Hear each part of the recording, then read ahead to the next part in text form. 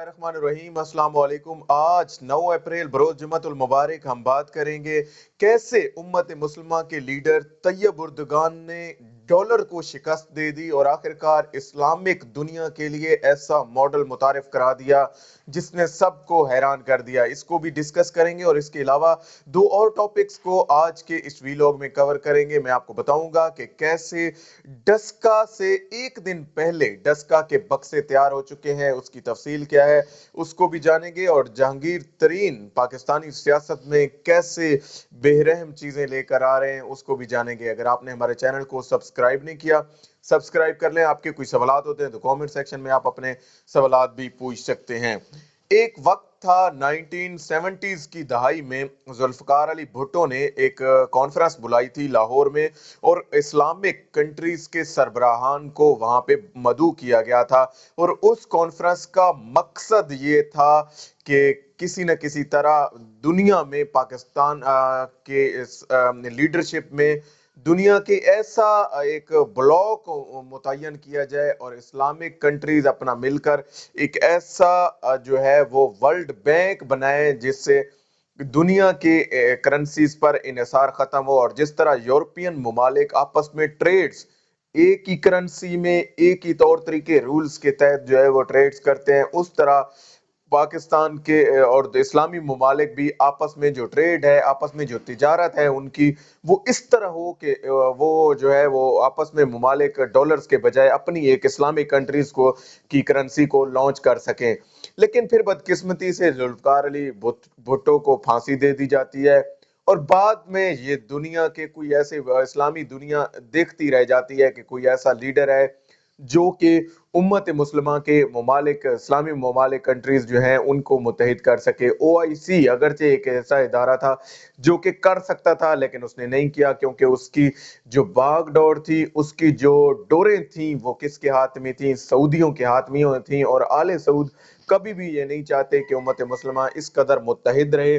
वो हमेशा से जड़ों में बैठे हैं इस्लामिक ममालिक की। और इस दौरान दुनिया ने देखा कि कैसे सल्तनत उस्मानिया का रिवाइवल करने वाले तैयब उर्दुगान, जो कि उम्मत मुस्लिमा के लीडर और वर्ल्ड वाइड दुनिया में इस्लामिक लिहाज से बड़ी ही गरजदार आवाज समझे जाते हैं। यूएनओ में तकरीर की बात हो, उस वक्त भी फलस्तीनियों पर जुल्म की बात हो, बाकी मुस्लिम ममालिक कश्मीरियों का इशू हो, दुनिया में हर फोरम पर मुसलमानों के जो मसाइल हैं उनको उजागर करना अगर किसी शख्सियत का काम है तो वो तैयब उर्दुगान है। और तैयब उर्दुगान ने इस्लामी मेगा बैंक बनाने की तजवीज़ दी है। D8 इस्लामिक ममालिक की जो है वो एक कॉन्फ्रेंस थी, उस कॉन्फ्रेंस में इमरान खान साहब ने भी स्पीच की और इसके अलावा तैयब उर्दुगान साहब ने भी की, जहां दीगर ममालिक इस्लामिक ममालिक के सरबराहान ने वहां पे स्पीचेस की। वहीं पर इन दो सरबराहान की जो स्पीचेस हैं वो इंतहाई अहम थी। और तैयब उर्दुगान ने यकीनन पहले भी उन्होंने एक ऐसा मॉडल दिया था कि लोगों की मेंटेलिटी को चेंज करने के लिए हमारा कोई दुनिया में पॉइंट ऑफ व्यू देने के लिए हमारा कोई ऐसा इस्लामिक चैनल्स होना चाहिए जैसे दुनिया के बाकी ममालिक के हैं और यूरोपियन ममालिक और ख़ास तौर पर जो नॉन मुस्लिम कंट्रीज़ हैं उनकी आवाज़ जो है वो पूरी दुनिया में पहुंचती है। इसी तरह मुसलमानों का भी एक ऐसा चैनल होना चाहिए जो कि इस्लामिक कंट्रीज़ की जो है वो आवाज़ दुनिया तक पहुंचाए। इसके साथ साथ जो है वो इस्लामिक मेगा बैंक बनाया जाए जिसमें तिजारत और ये डॉलर से हमेशा के लिए जान छुड़ाई जाए और माशी जो ज़रूरियात हैं और मालियाती जो तलब है उसको खास तौर पर पूरा किया जा सके और इस खसारे को हमेशा के लिए दफन किया जा सके। तैयब उर्दुगान साहब की ये यकीनन ये तजवीज़ जो है वो बड़ी ही अहमियत की हामिल है। और जो उनके हामी ममालिक हैं, जो उनकी तजावीज़ के हामी ममालिक समझे जाते हैं, उसमें एक तो मलेशिया भी शामिल है, इसके अलावा कतर भी उनके साथ है, इसके अलावा जो है वो पाकिस्तान उनके साथ है। ये ममालिक उनके साथ होना यकीनन ये बड़े कंट्रीज़ हैं जो मिलकर कभी किसी वक्त भी खास तौर पर उम्मत मुस्लिमा को अपनी राह जो है वो दिखा सकते हैं। और ये इंतहाई जो है वो अहम है। इसके साथ साथ मैं आपको बता दूं कल 10 अप्रैल को बहुत ही अहम दिन है। खास तौर पर दो अहम इवेंट होने जा रहे हैं। एक तो डस्का का री इलेक्शन होने जा रहा है।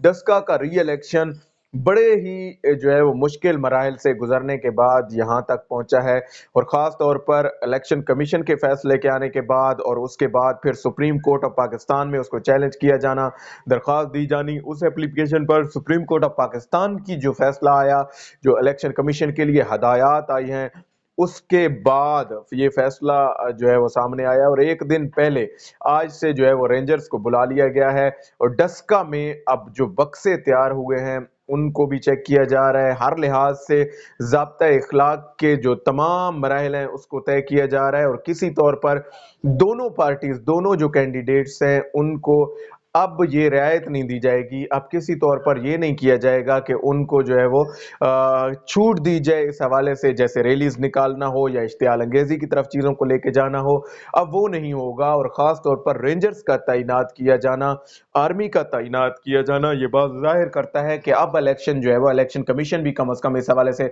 इंतहाई जो कंसर्न्ड है और चाहता है कि अब फ्री फेयर ट्रांसपेरेंट इलेक्शन जो है वो होना चाहिए। इस हवाले से रेंजर्स को भी आज तैनात किया जाएगा। प्रिजाइडिंग ऑफिसर्स को ये हदायत जारी की गई हैं कि हर एक प्रिजाइडिंग ऑफिसर अपने पास स्मार्टफोन रखेगा, जिससे वो जो है वो इलेक्शन कमीशन के साथ राब्ते में रहेगा। एक दिन पहले जो है वो ये इस तरह की डेवलपमेंट्स का आ जाना, और ख़ास तौर पर दोनों जो हैं उम्मीदवार, अली असजद मलही और इसके अलावा उनके मुकाबले में जो नून लीग की नौशीन इफ्तिखार हैं, इन दोनों के दरमियान कांटे का मुकाबला है। इसके अलावा बाकी उम्मीदवार भी हैं, लेकिन इन दोनों के दरमियान इंतहाई कांटे का मुकाबला है, और इस मुकाबले को बहुत ज़्यादा अहमियत दी जा रही है कि आया हुक्मरान इत्तेहाद इसको जीतने की कोशिश करता है या फिर अपोजिशन इत्तेहाद इसको जीतेगा। ये तो आने वाला वक्त ही, और ख़ास तौर पर कल ही चीज़ें हमारे सामने आ जाएंगी। इसके अलावा आपको बता दूं, जहांगीर तरीन के हवाले से भी कल 10 अप्रैल का इंतहाई अहम दिन है।